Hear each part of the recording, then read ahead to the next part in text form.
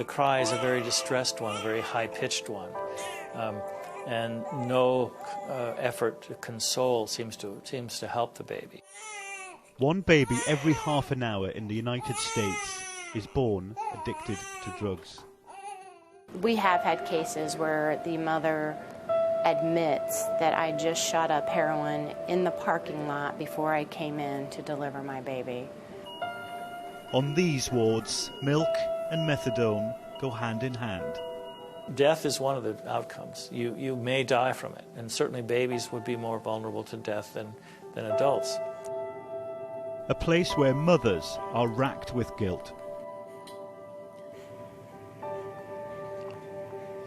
I mean, you don't ever want your kid to go through that. We've come to Indiana, a state witnessing an epidemic of drug abuse. There's a lot of heroin use down here, a lot of other drugs as well, but heroin's pretty bad in the neighborhood. Where painkillers are so strong that when supplies run out, there is only one alternative. I mean, I made money every day just to feed my habit. We ask what's causing this epidemic and who's to blame, and question what the long-term genetic effects might be for the youngest victims of them all.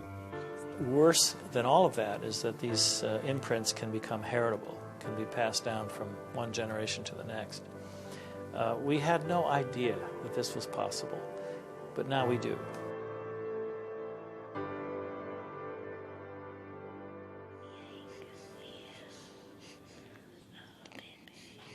This is Elijah.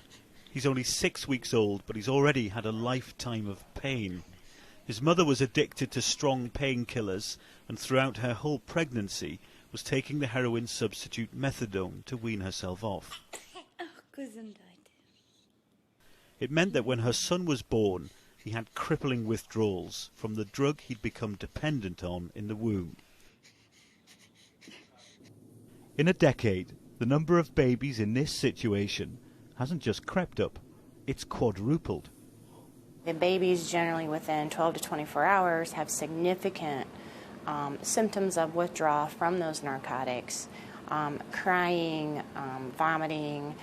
It's a very, very painful, agitating process for them. And the reality is we have to give them that narcotic back and slowly wean them off.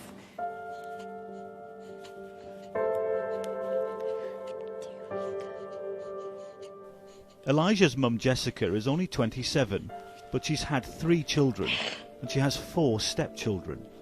This isn't the first child she's had that suffered drug withdrawal. It happened with her last baby too. You know, after 2 epidurals and 3 spinal taps, you're gonna have a hurt back. I was getting prescriptions here and there, and I noticed that they helped, and if I ran out, I mean, I was getting my own, and that's kind of just how it led to all this. So taking them, you know, I was able to get things done that I wanted to do, and I didn't have pain, and I could be super mom, I guess, you know.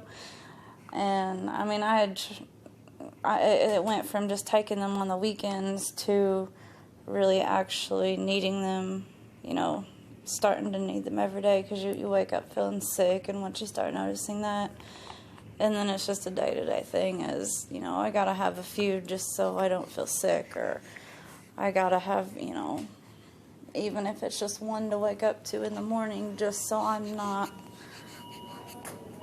feeling like crap. I think there's a lot of guilt. I think there's a lot of anxiety that they have provoked this on their baby. We have had cases where the mother admits that I just shot up heroin in the parking lot before I came in to deliver my baby. They deliver the baby and try to get her, but within 24 hours she signs herself out or she just disappears. In Indiana, addiction rates for heroin have soared. Hospital figures show there's a heroin-related overdose every single day. A few years ago, meth was all the rage around here, and in fact across the United States. But times have changed. The drug of choice here in Indiana became the humble painkiller, a very strong one from the opiate family, the same family as heroin. But as supplies run low and doctors forced to prescribe less, many people are going back, not to meth, but to heroin, fueling one of the biggest epidemics the United States has ever seen. We've stopped by the roadside in one of the most dangerous neighbourhoods in Indianapolis. It's well known for drugs and gun crime. The 27-year-old woman the police have arrested is suspected to have just been injecting heroin. Police have found used needles in her bag. We're told that the nature of crime here is beginning to change as the appetite for painkillers and heroin increases once again.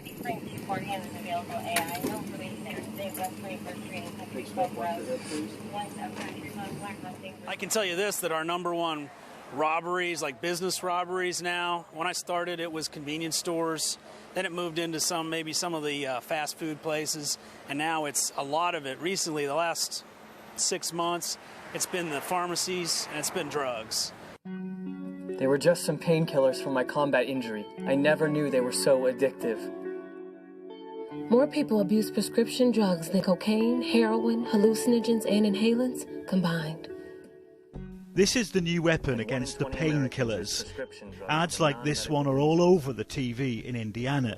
And every 25 minutes, someone dies from a prescription drug overdose. Get the facts. Visit bitterpill.in.gov.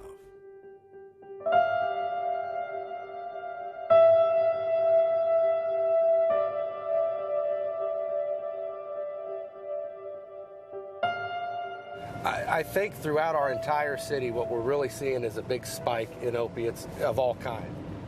The addiction counsellors have never been busier, and Eric Davis, a former addict himself, runs 4 of the biggest rehab centres in Indianapolis. I think here in the United States, we try to take a pill for everything. It's like, oh, we've got a pill for that. The problem with opiates is that they work so well. They do their job so well that people start taking them and they don't realize that they're basically signing their soul over to these things. I mean, once they have a hold of you, you can't get off of them pain-free.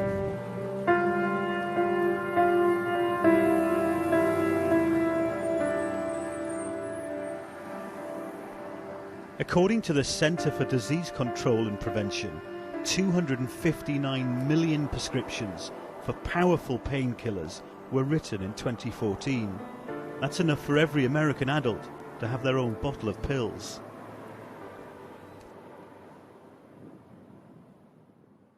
A 400% increase in opiate prescription rates was the beginning of this epidemic. And you might ask how that occurred.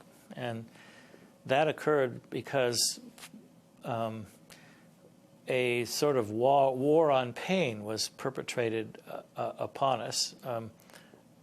It seemed to come from the public, but in fact it was funded by Big Pharma. So what could the long-term effects be for babies in drug withdrawal? The answer could come from alarming scientific data, which suggests that the damage done to babies in the womb could imprint on their very DNA, affecting them and possibly their children too. Worse than all of that is that these imprints can become heritable, can be passed down from one generation to the next. We had no idea that this was possible, but now we do. What we don't know is specifically whether opiates and the exposures that babies are undergoing are causing this.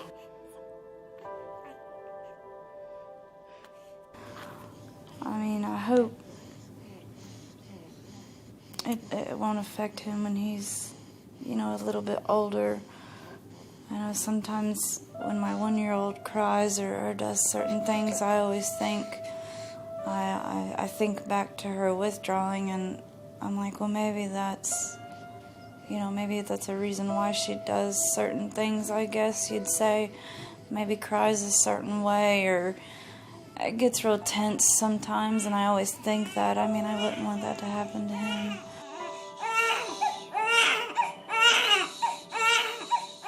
The daily mix of milk and morphine is an unlikely duo, but it's all doctors can do. And no one knows how this will affect him in the future. It's terrifying. By far. You don't know what could happen. Things could go from good to bad, in the blink of an eye.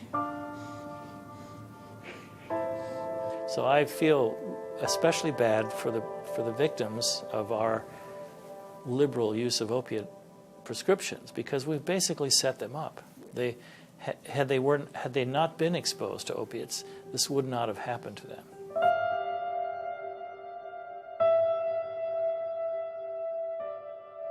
This is something Elijah will never remember, but if the fears of scientists are realised, this episode in his life is something his body, his very genetic makeup, may never be able to forget. Nick Martin, Sky News, Indiana.